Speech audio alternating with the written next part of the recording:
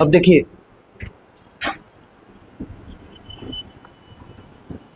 हम लोग पहले देखें प्रोकैरियोटिक फ्लैजिला।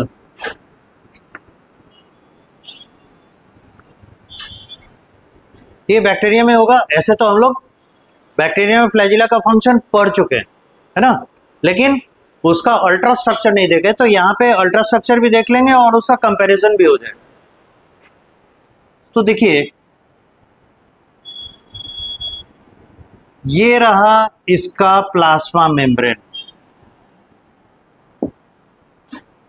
ठीक है, और उसके ऊपर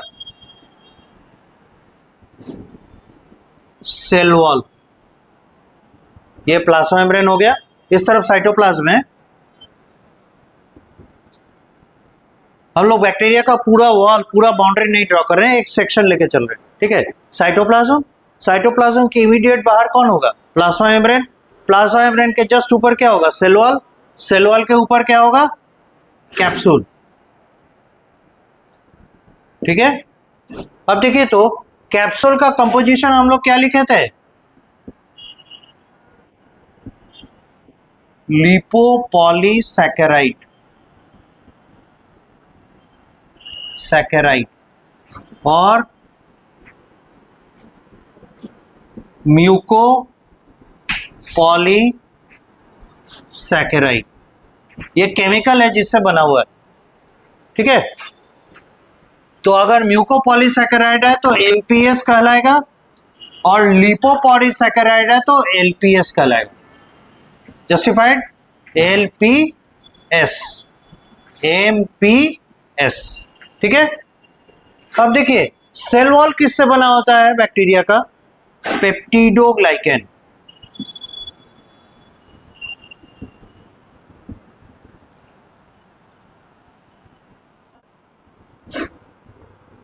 और सेल वॉल, ये plasma membrane, protein and lipid, majority में ये रहता है।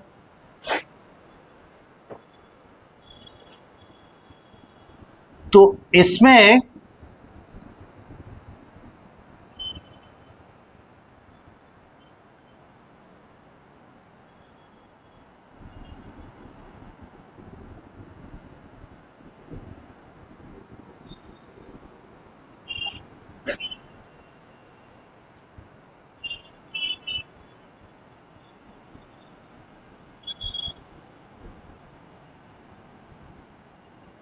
इस तरह से 4 रिंग प्रोटीन्स होते हैं। ये हैं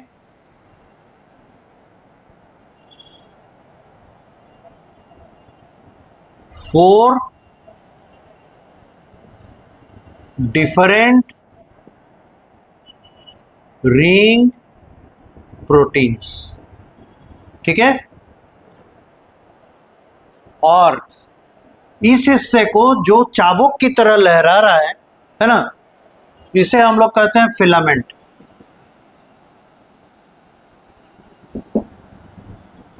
और ये जो एक रॉड लाइक स्ट्रक्चर देख रहे हैं, है ना, ये चाबुक की तरह लहरा है यहां से, ये फिलामेंट है। ये है हुक, जो हुक आगे ऐसे कंटिन्यू किया, और यहां से इस जगह से इस जगह तक ये कंबाइंडली स्ट्रक्चर कहलाता है बेसल बॉडी।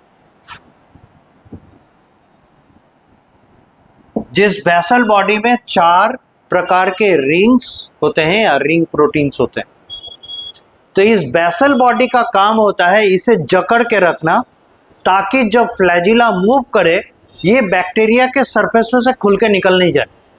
जैसे फैन चल रहा है या वहां फैन चल रहा है ना, फैन चलता है या यहाँ जो चल रहा है, इसमें क्या है, इसको किसी एक तरीके से कुछ तो करके रखा होगा ताकि ये नाचता है, जब घूम रहा है ये निकल के भाग नहीं रहा। अदरवाइज आप एक चरखी को, है ना, जो हम लोग घुमाते हैं ना, उसको रोटेट करके बिना किसी चीज से रोके हुए छोड़ दी, क्या होगा? आपके कंट्रोल से बाहर चला जाएगा, कहीं और चला जाएगा। तो ये क्यों नहीं जा रहा है? कुछ ना कुछ है जिससे ये फंसा हुआ है, एंकर्ड है। उसी तरह से ये भी इस बैक्टीरिया के सरफेस के साथ, बाउंड्री के साथ एंकर्ड है, ये इससे छूट के बाहर नहीं जा रहा। तो एंकरिंग के लिए इसके पास होता है बेसल बॉडी, और इस बेसल बॉडी से एक्चुअल मूवमेंट करने वाले फिलामेंट को जोड़ के रखता है हुक, जो कि फ्लेक्सिबल स्ट्रक्चर है, और हुक से जुड़ा हुआ है मूव करने वाला पार्ट, वो है फिलामेंट।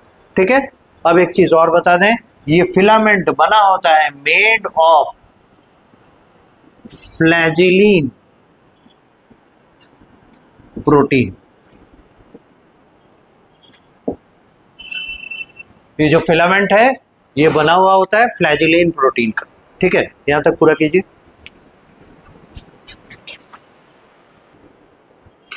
इनके जो नाम है, रिंग को जिन नामों से बुलाया जाता है वो देखिए, ये देखिए तो एलपीएस है ना, लिपोपॉलीसैकेराइड।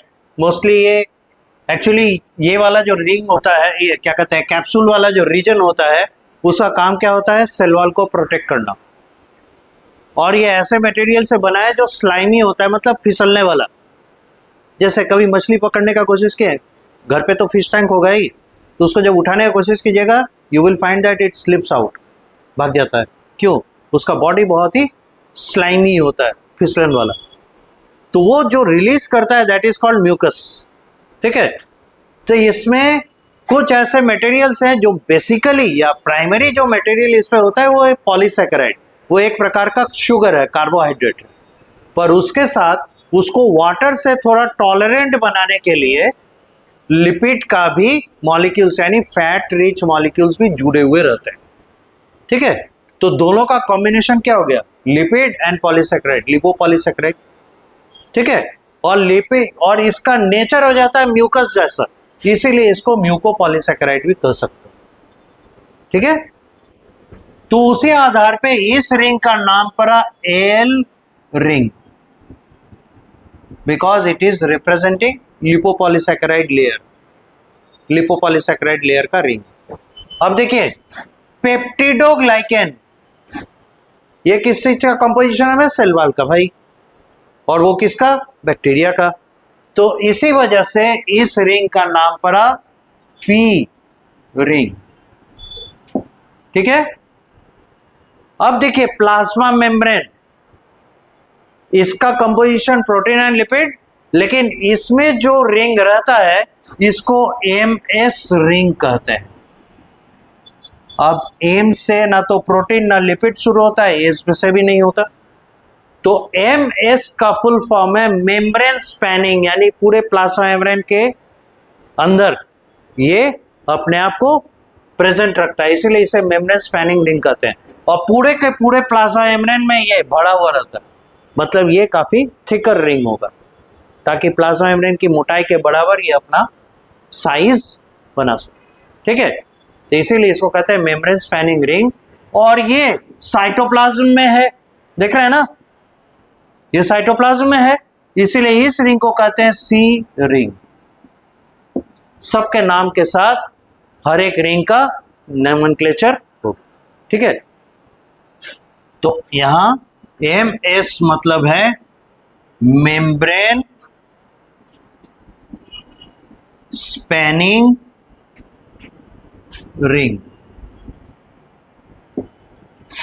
सी ये रिंग्स हैं, सी रिंग का मतलब है साइटोप्लाज्मिक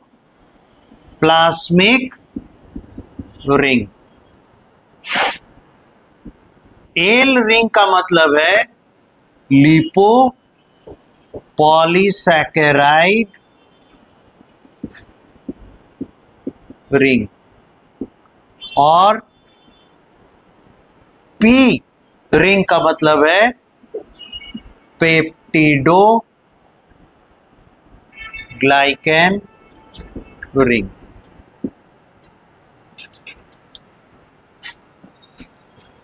अब इसके कमेंट में, अच्छा हाँ, फिगर है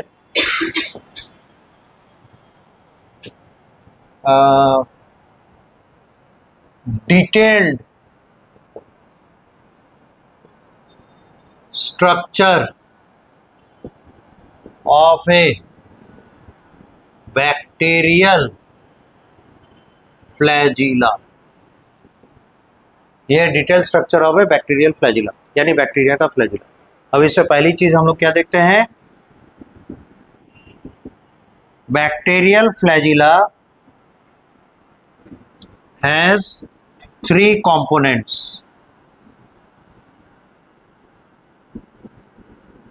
इसमें 3 कंपोनेंट होते हैं। पहला कंपोनेंट कहलाता है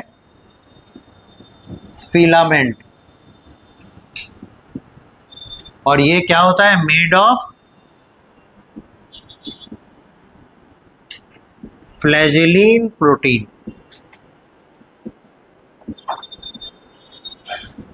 It rotates and generates momentum that travels the bacteria। ये बैक्टीरिया के मूवमेंट के लिए मोमेंटम जनरेट करता है। तो मोमेंटम आ गया तो क्या होगा, उसको फोर्स मिलेगा आगे बढ़ने के लिए। दूसरा हिस्सा है hook.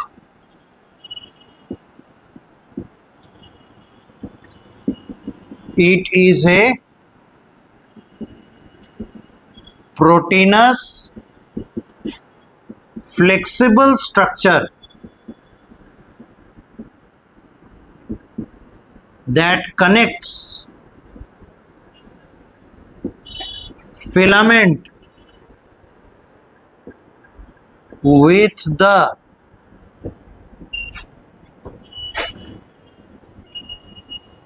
basal body।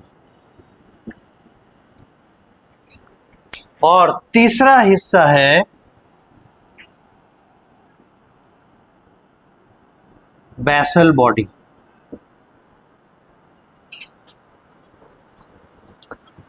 It anchors the flagella with the boundary of the bacteria।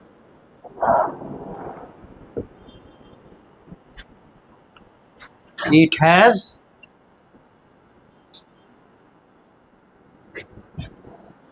rings for anchoring। इसमें रिंग लगे होते हैं एंकरिंग के लिए, ठीक है, और उनके बारे में यहाँ पे हम लोग डिस्कस कर चुके हैं, उनके नाम क्या है।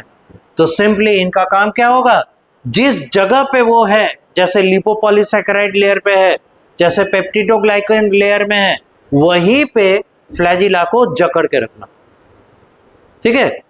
तो जैसे मान लेते हैं मेरा फ्लोर 4 लेयर का है, तो हम ऐसा एक रॉड लगाए कि चारों जगह पे ऐसा ऐसा है ना, उसके साथ मतलब चक्का जैसा स्ट्रक्चर लगा हुआ है। तो क्या कर रहा है, जो रॉड ऊपर की ओर गया है, रॉड तो एक पिन होल से गया, लेकिन यहाँ पे फैला हुआ सरफेस होने के कारण ये क्या हो गया, यहाँ हुकअप हो गया, यहाँ लटक गया, तो वो बाहर नहीं निकल पाया। समझ आ गया। Serial number 2, function. It helps bacteria to swim in water। यानी एक्वेटिक मूवमेंट के लिए बैक्टीरिया में फ्लैजिला रहता है, ठीक है। यहां तक पूरा कीजिए।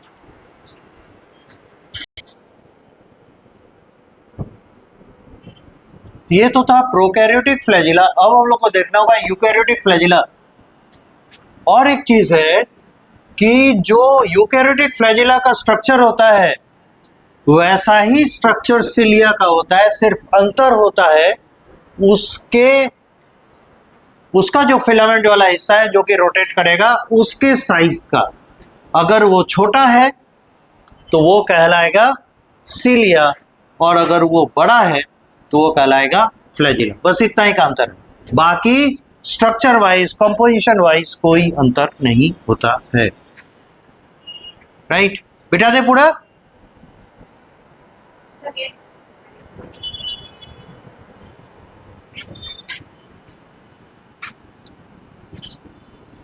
ओके,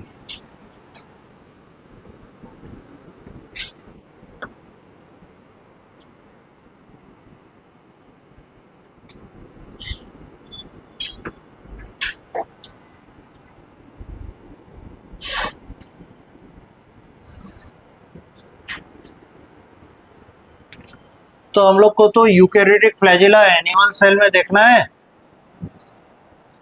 तो ये रहा plasma membrane of animal cell, और यहां इसका है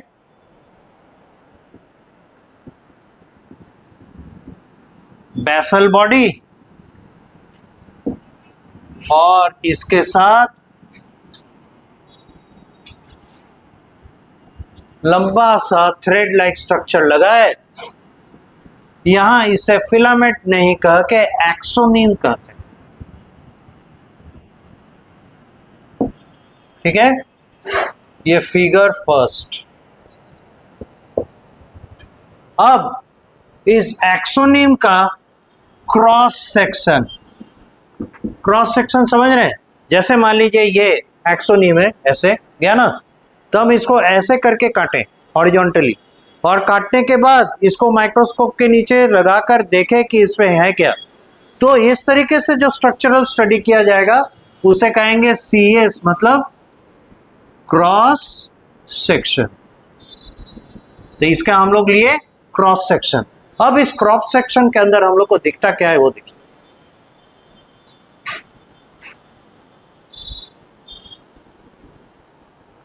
हम लोग को दिखाई देगा सबसे बाहर के तरफ प्लाज्मा मेम्ब्रेन। ठीक है, उसके बाद इस सर्कुलर स्ट्रक्चर में, चूंकि हम लोग इसको क्रॉस सेक्शन लिए हैं, तो हम लोग को कैसा नजर आएगा? गोलाकार, सर्कल, सर्कल जैसा नजर आएगा। इस सर्कुलर स्ट्रक्चर में 1 2 3 4 5 6 7 8 और 9 जगह पे माइक्रोट्यूब्यूल के सिलेंडर्स मिलेंगे। और ये माइक्रोट्यूब्यूल क्या है कल ही बताएं, साइटोस्केलेटन का हिस्सा है ना। तो ये माइक्रोट्यूब्यूल के सिलेंडर इसमें दिखाई देंगे, और ये सिलेंडर सिंगल नहीं होता, ये डबलेट होता है, यानी 2 सिलेंडर अगल बगल में रहेंगे 9 पोजीशन पे, यानी देयर वुड बी 9 डबलेट्स। ठीक है,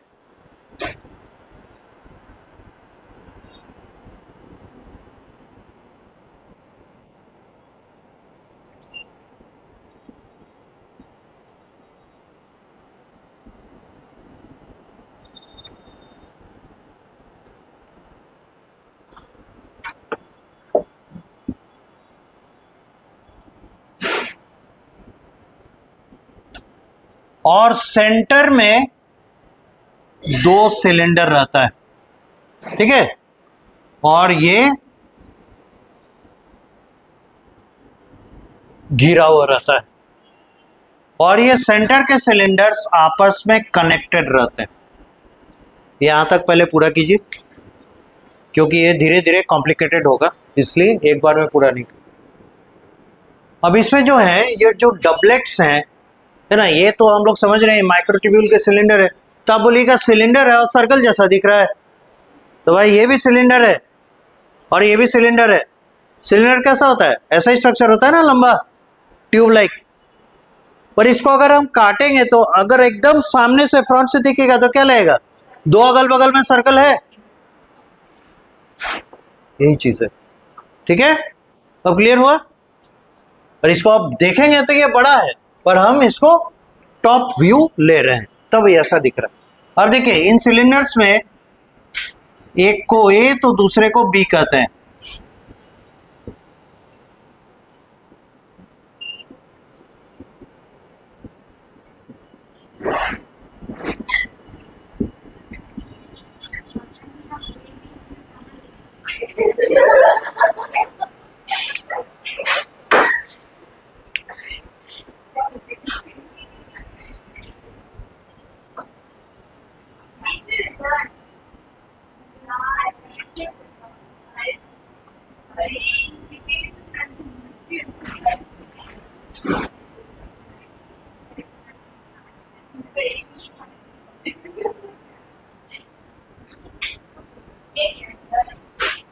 ये डायन के पैर की तरह मुड़ा हुआ लग रहा है। तो ऐसा इसलिए बोले क्योंकि नाम भी इससे मिलता जुलता है, ये है डायनिन प्रोटीन।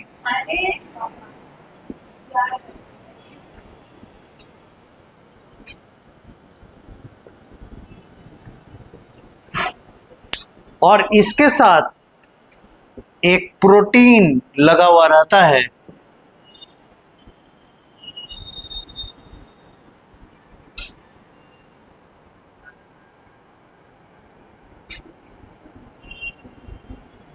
इसे कहते हैं नेक्सिन प्रोटीन।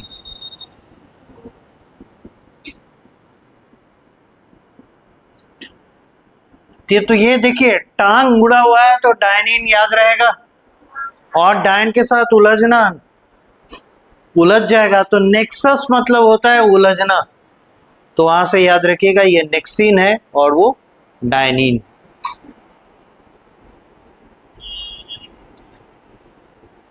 अब ये जो है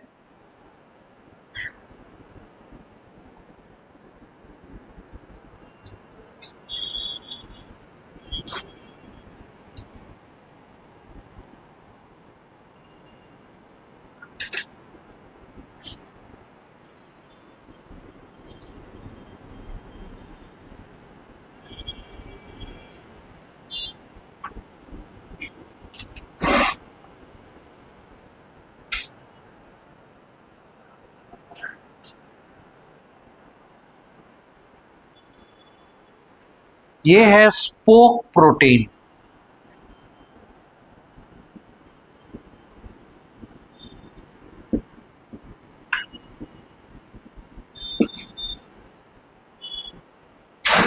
और ये दोनों हैं सेंट्रल सिलेंडर्स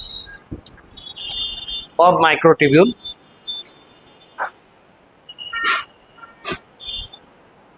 और ये है central cylinder connector protein.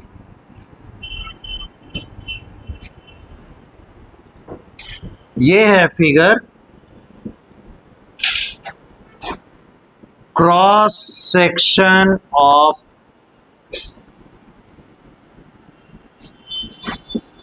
एक्सोनेम of a eukaryotic flagella।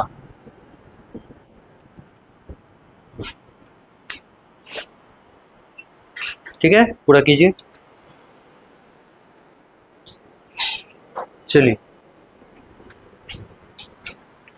इसके डिस्क्रिप्शन में पहला स्टेटमेंट देते हैं,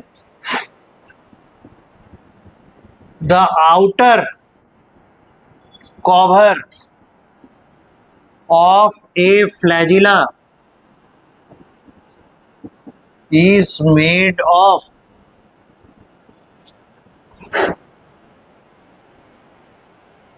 plasma membrane।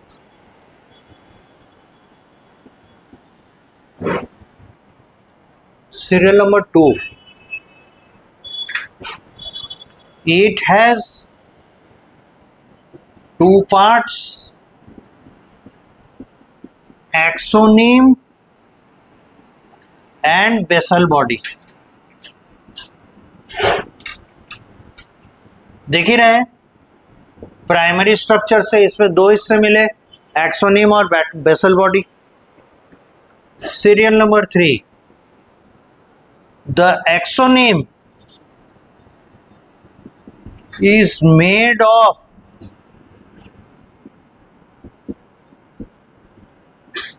microtubule cylinders। इसमें जो स्ट्रक्चर, जो लॉन्ग थ्रेड लाइक स्ट्रक्चर दिखेगा, जब ये लंबा होगा, ये तो इन्हें हम लोग कहेंगे माइक्रोट्यूब्यूल सिलेंडर। ठीक है, there are 2 central cylinders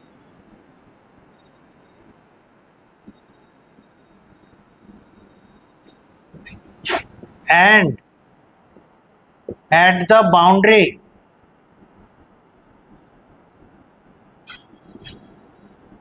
there are 9 doublets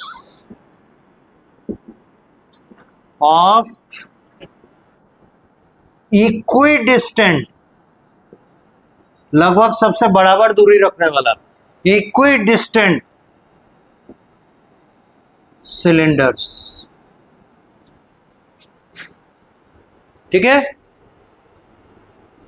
अब देखिए सीरियल नंबर 4, दिस, ये इंपॉर्टेंट है, this arrangement of microtubule cylinders is called 9+2 arrangement.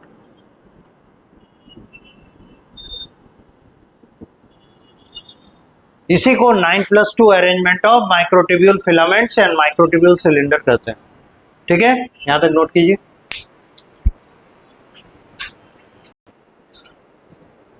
तब तक इधर साफ करें।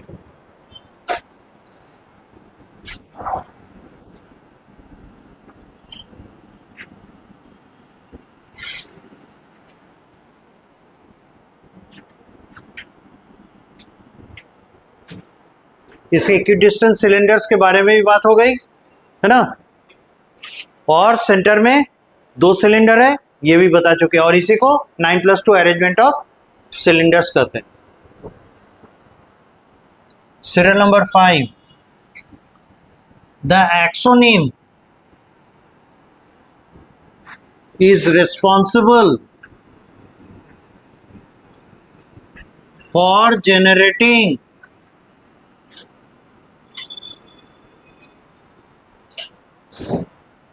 momentum for movement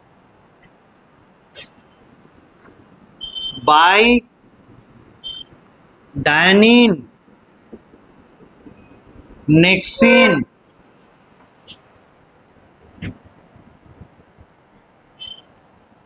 complex by using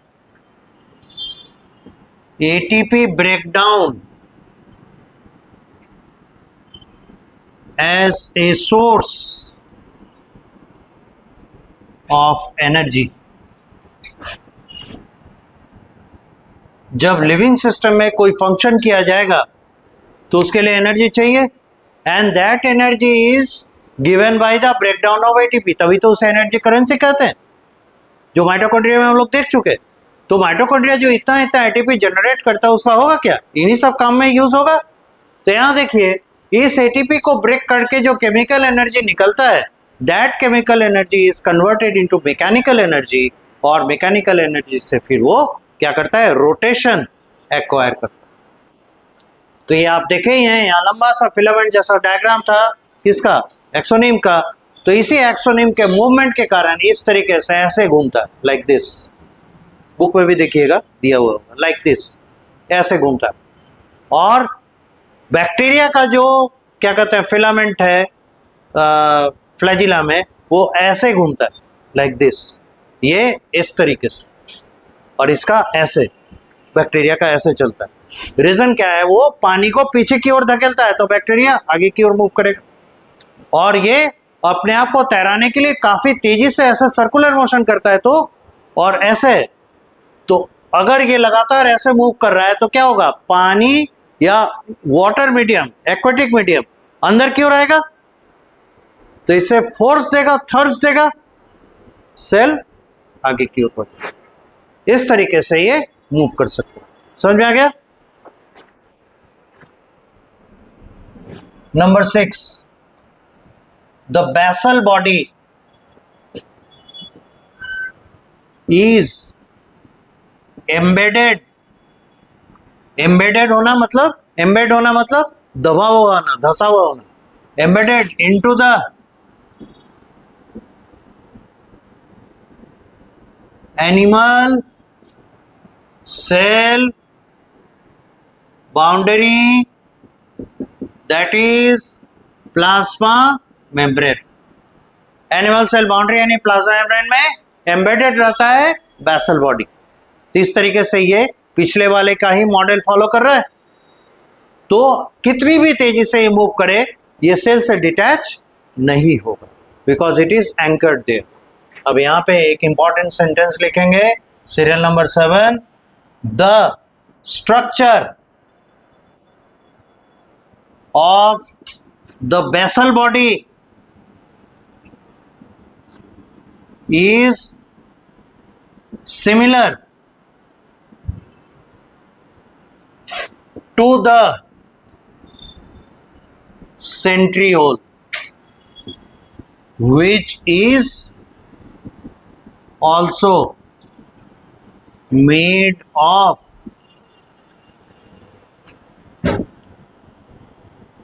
microtubule cylinders। ये हुआ, यहां तक नोट कीजिए, ये हुआ फ्लैजिला का डिस्क्रिप्शन।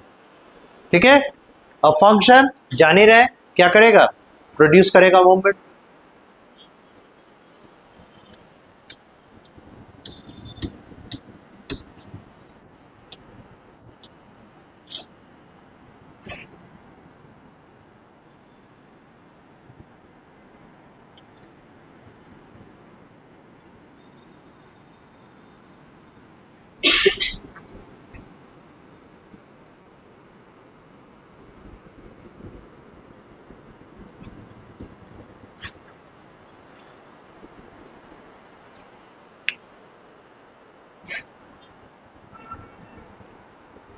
चलिए number 8, function.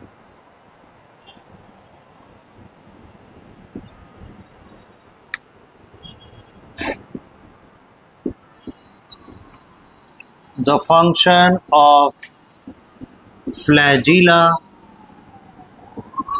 is to produce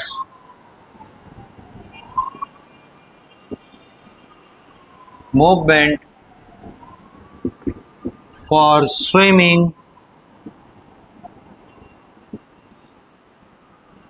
of the cell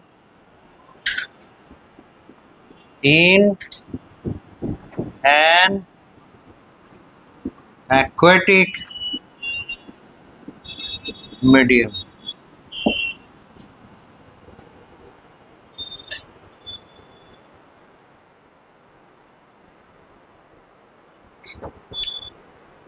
हम लोग को तो सीलिया और फ्लैजिला दोनों देखा था। अब आ जाते हैं सीलिया में।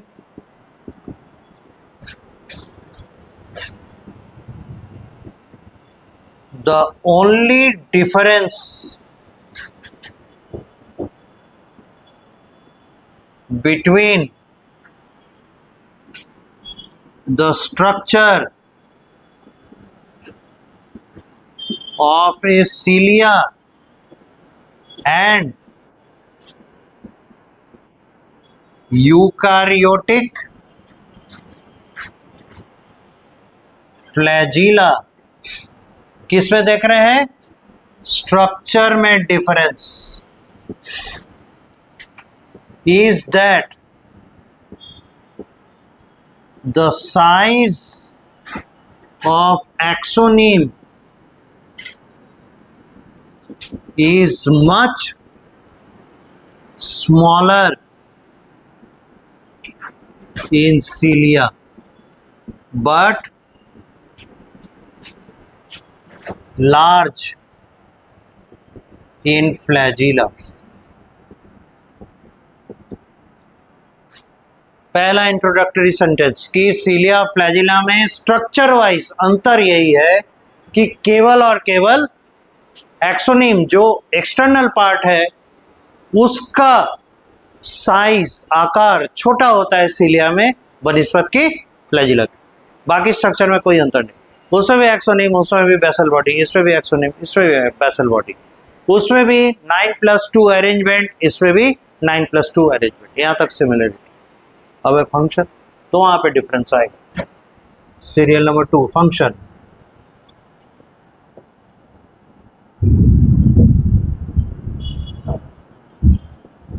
flagella produces, not the flagella, cilia, sorry,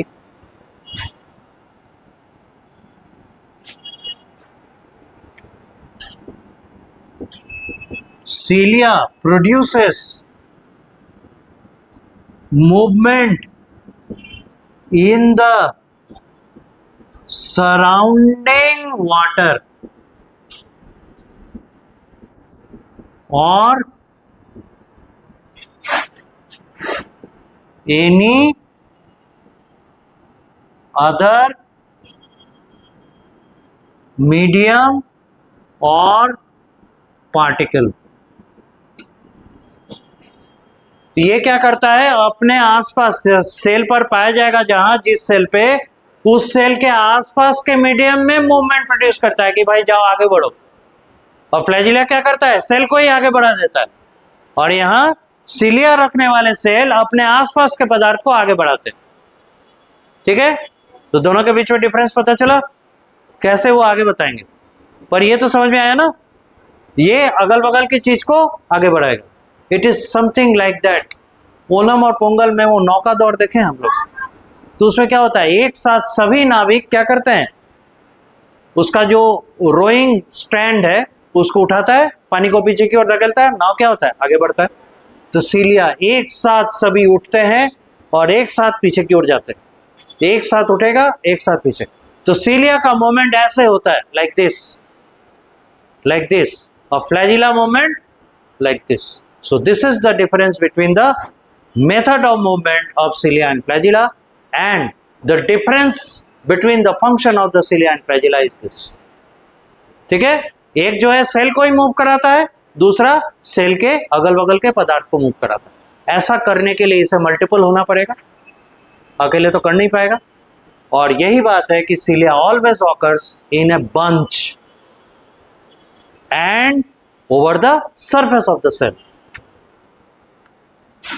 for this, इस काम के लिए, for this they occur in a bunch. Bunch मतलब झुंड, गैदरिंग में, in a bunch over the cell surface.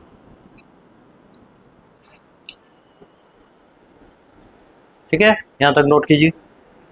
ये हुआ सिलिया के कुछ। अच्छा, आप सुने ना, ठीक।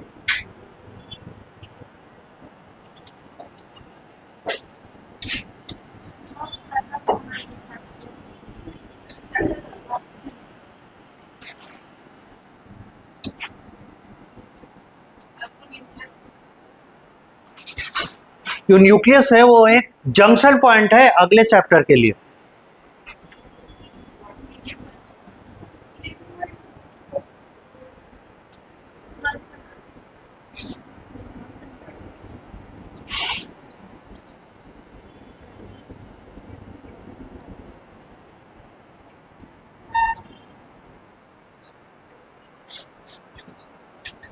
Cell is the basic unit of life.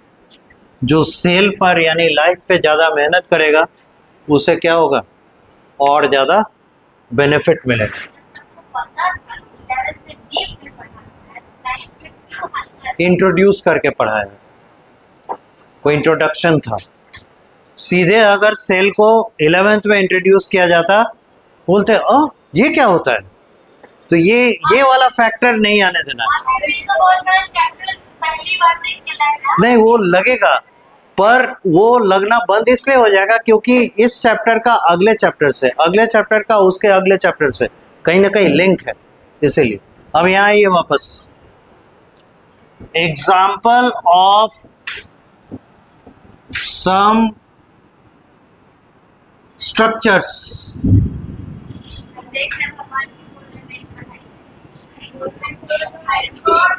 Concentrate.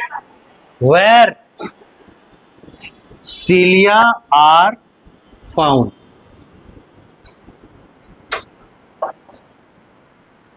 पहला है at the respiratory tract, like nasal chamber,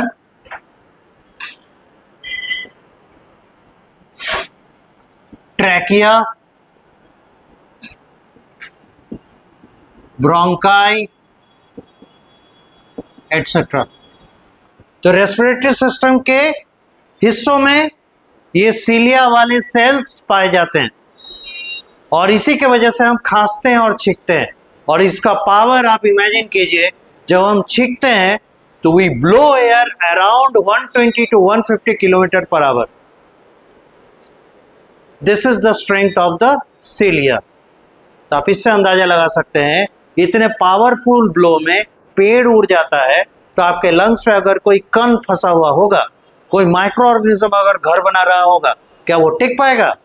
no, it will be propelled out. So ये हमारे प्रोटेक्शन के लिए। सेकेंड, एट द ओविडक्ट और Fallopian tube for movement of ovum in the female reproductive tract.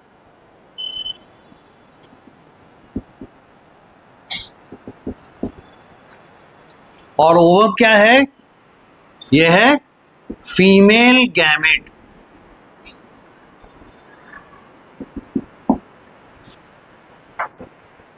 तीसरा है in the brain ventricle. Brain ventricle है space inside brain. और यहां क्या करता है cilia? Cells with cilia produce circulation in the CSF, यानी cerebro spinal fluid. That's all.